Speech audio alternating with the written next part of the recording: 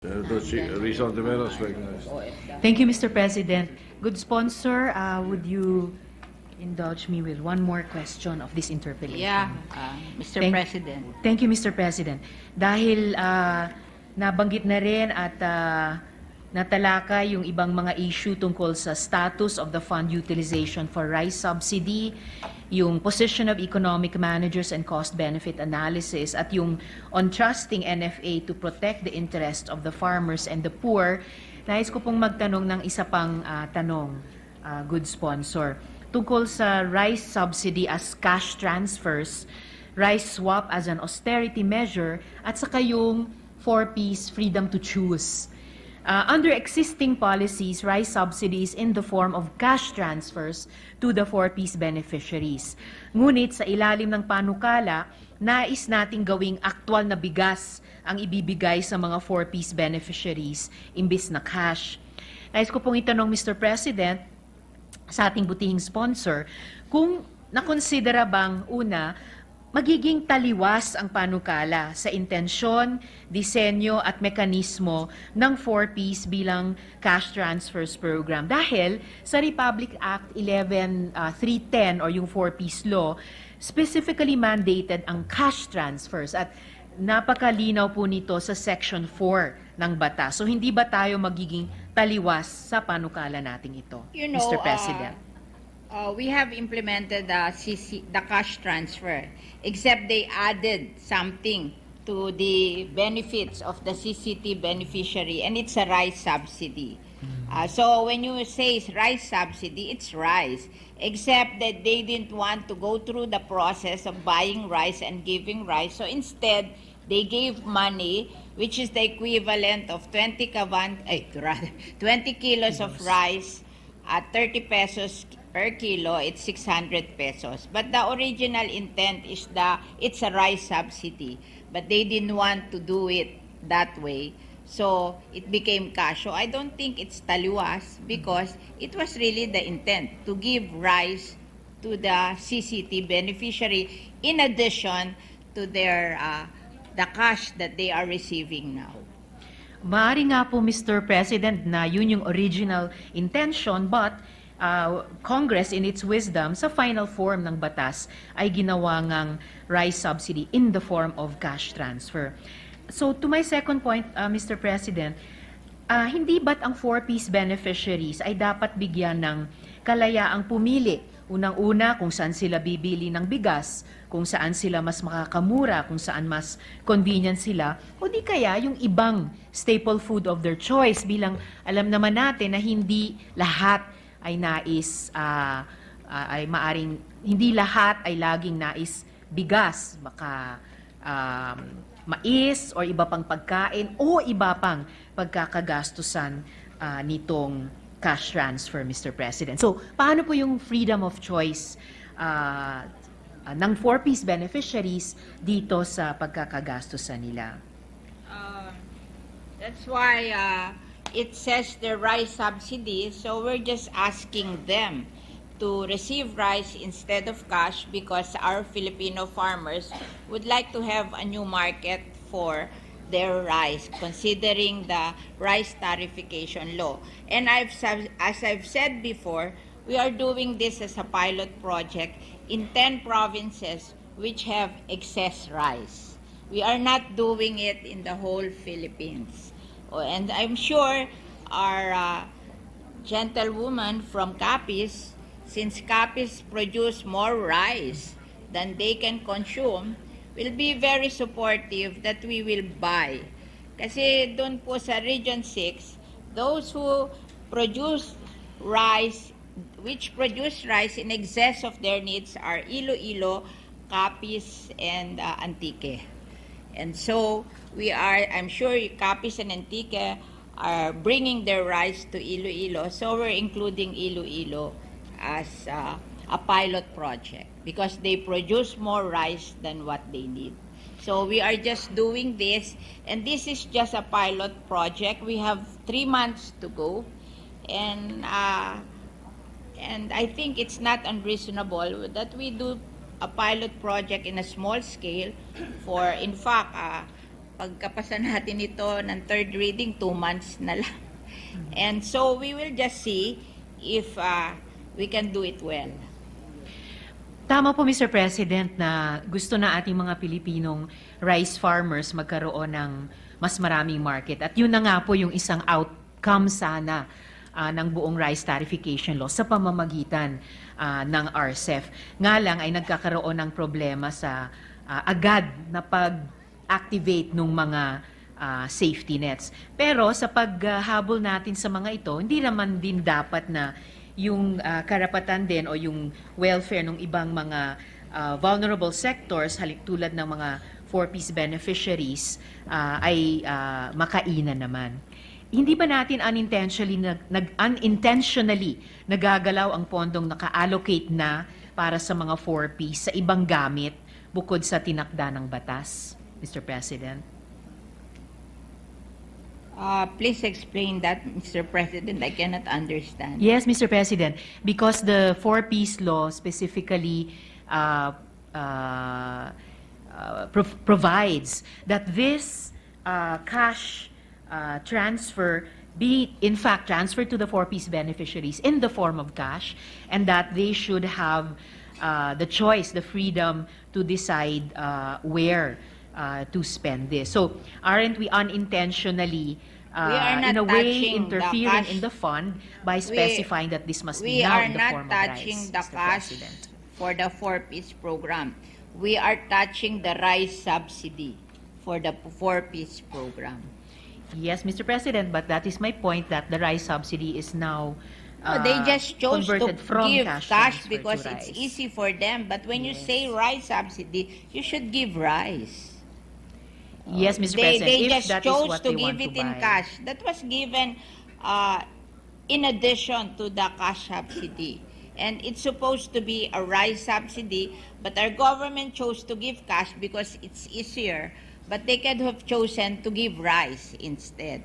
Just like the other government institutions, part of their PS or their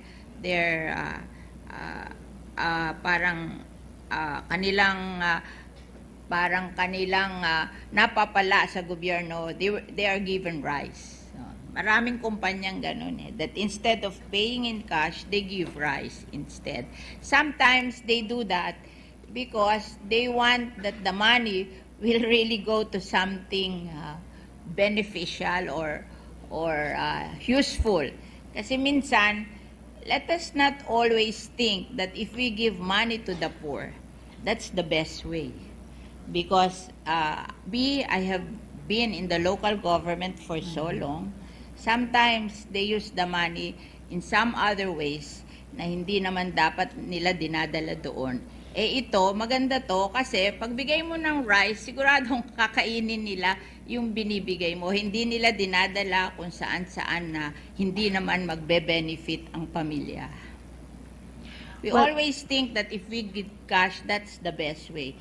Me, as a politician, I never give cash. I ask them what they need, and I give them what they need in kind. In that way, parang you're teaching them the proper values, that you give money so that they will be using it in a useful manner, and not, kasi sometimes pag cash ang binibigay mo, araw-araw na andoon at humihingi ng cash, hindi na nagtatrabaho. Ako na lang ang kanilang palabigasan. Kaya after a while, I stopped it. And I told them that if you want something, I will give you in kind. Nung pong in kind ang binibigay ko, ayaw na nila pumunta araw-araw. Siguro, Mr. President, the good sponsor and I will just have to agree to disagree on this particular point. At lalo na din dahil yung 4-piece program naman ay established tulad ng ibang mga conditional cash transfer programs. Kahit sa ibang mga bansang yon, Pilipinas ang as an mahilig effective magbigay ng poverty cash for your alleviation program. information. In other countries, their CCT is in kind. Well, It's Mr. harder, President, but it achieves the purpose. Why? Like in Thailand, they give milk to 6 million children paid for by the government. So the children become healthy. And at the same time, yung mga dairy farmer po umunlad sa Thailand. So, dalawa ang nakinabang. Yung hanap buhay nila, yung milk, at saka yung umiinom ng milk. Do you think if you give them cash, these parents will buy milk to feed their children? I don't think so. Actually, Mr. President, it doesn't matter what I think. Well-established din po at documented yung successes so far ng 4-piece program dito sa Pilipinas dahil yung karamihan po ng mga participants ay tumutupad sa mga conditionalities kaugnay ng prenatal checkups at saka yung preschool education ng mga bata. And in fact, siguro yung isang pinakamagandang tanda ng tagumpay so far ng 4-piece programs ay yung pagtatapos ng kanilang mga anak sa high school na yung marami ay nagtapos ng valedictorian, salutatorian at ngayon ay enrolled sa ating mga SUCs. In any case, Mr. President, I'm content to leave this point at this point. May mga istorya din na yung mga naka-4-piece, di ba, ibinibigay yun dun sa kanilang card. Sinasanla nila yung ATM nila. Hindi na nila iniintay yung lumalabas sa ATM. Binibigay nila yung ATM dun sa mga financier sa 5-6. Sinasanla nila yun. And there are stories na hindi na sila nagtatrabaho, umuwi na lang sila sa probinsya at umaasa sila sa 4-piece. Mr. President. May plus minus. The good families, they do it well. The bad families, they abuse it. So, hindi rin naman perfect ang any model. Agree, Mr. President. At kaya rin natin ini-interpellate yung panukala natin sa ngayon. And in any case,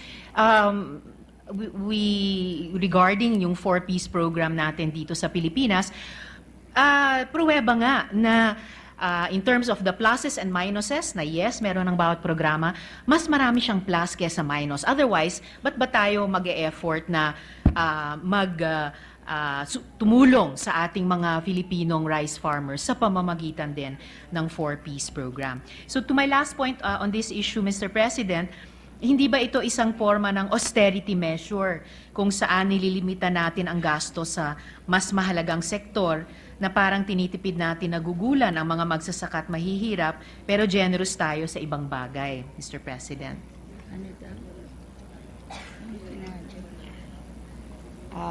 Can you please explain it again? Yes, Mr. President. Hindi ba natin ginagawang parang austerity measure ito na sinasabi natin na instead of yung cash transfer, which is the main mode ng 4-piece program, sinespecify natin na it's in the form of an additional rice subsidy. Alam sa niyo halip po, na yung and then so in a way mas generous tayo doon sa halip na or to the point of tinitipid natin yung mga magsasaka at iba pang mahihirap na beneficiaries ng 4-piece program na maaring may iba silang nais pagugulan ng cash. Kasi po, yung 30 pesos per kilo ng rice, that's a good deal for any Filipino family. Kasi ngayon, hindi naman sila nakakabili ng 30 pesos per kilo.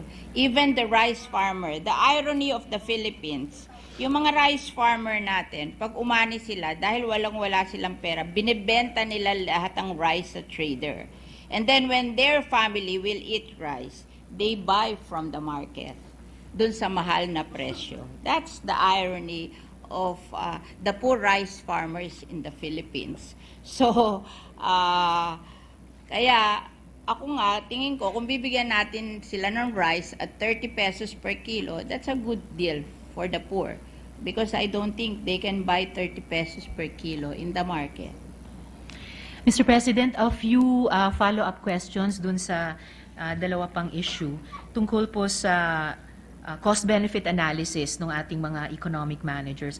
Sa pagkatanda ko po kasi good sponsor, yung economic managers natin mula sa NEDA, DBM, sumang-ayon sila na mas practical at favorable para sa mga 4-piece beneficiaries ang outright cash instead of monthly rice allocation. Kasi mahal daw ang magbili ng bigas at ibigay sa 4-piece. So nagbago na po ba yung kanilang We posisyon? did a system wherein the DSWD will give the money to NFA and the NFA will do the processing. Kasi yung pong NFA, for your information, in addition to the 7 billion that we give them to trade in rice, the government is giving them 4 billion a year for the operation of MNFA. So, wala na pong yung 4 billion nila para pakinabangan naman natin, di ba?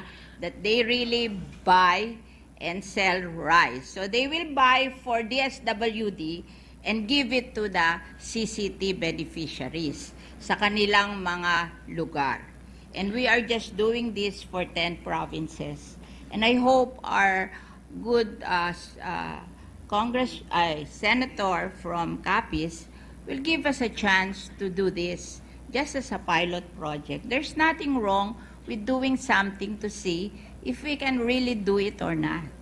Because in other countries, they do it. How come we cannot do it? So I'm just curious if we can really do it or not.